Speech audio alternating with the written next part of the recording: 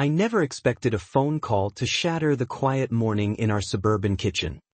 Karen's shrill voice exploded through the speaker, accusing me of destroying HOA property right now.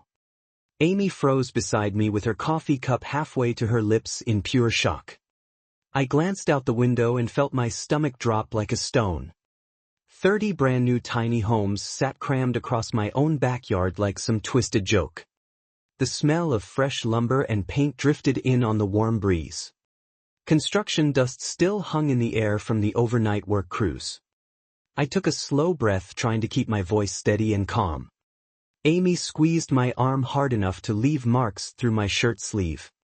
2 years ago we had moved here for peace after years in the noisy city.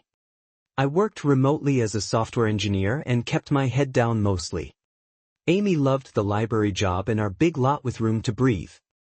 Then Karen, the self-appointed HOA president, decided she owned everything around her. Her first complaint arrived in a crisp email about our lawn being half an inch too long.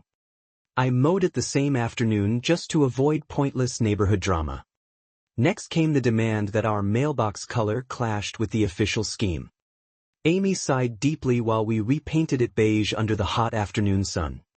But her messages grew nastier and more frequent with each passing week. She started spreading whispers at the monthly meetings that we hated the community. Neighbors began crossing the street to avoid eye contact on their evening walks. The tension thickened in my chest like storm clouds gathering before rain. One ordinary afternoon I pulled into the driveway and the world tilted sideways. Bulldozers and crews swarmed my backlot with hammers pounding nonstop. Karen stood in the middle directing them like a general on a battlefield. She held her clipboard high with that smug little smile plastered on her face. "This is the HOA's new affordable housing project for the greater good," she announced loudly. I marched straight over, feeling my pulse thunder in my ears. "Karen, this is my private property and you know it," I said, keeping my tone even. She waved a folder of papers like a victory flag in my face.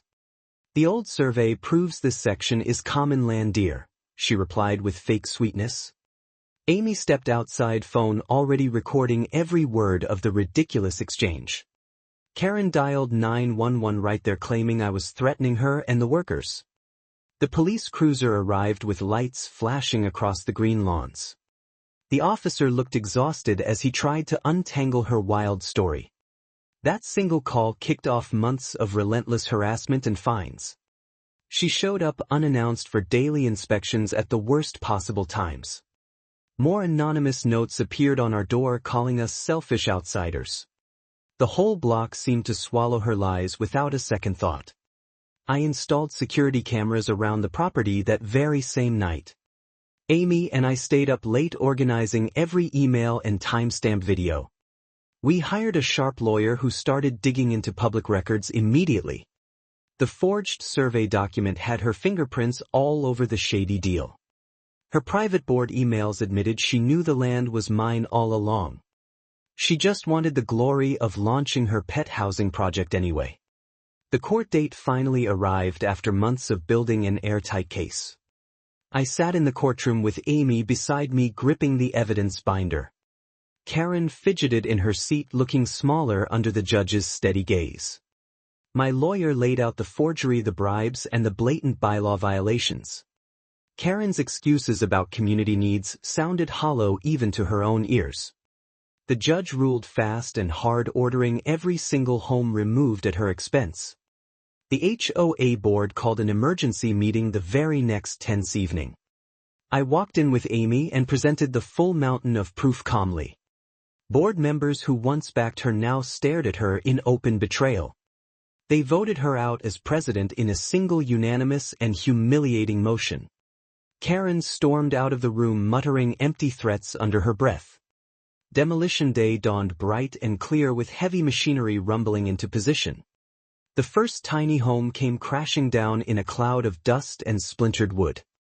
I stood on the porch with Amy, watching every second of the glorious teardown. The metallic clang of metal and the roar of engines filled the air.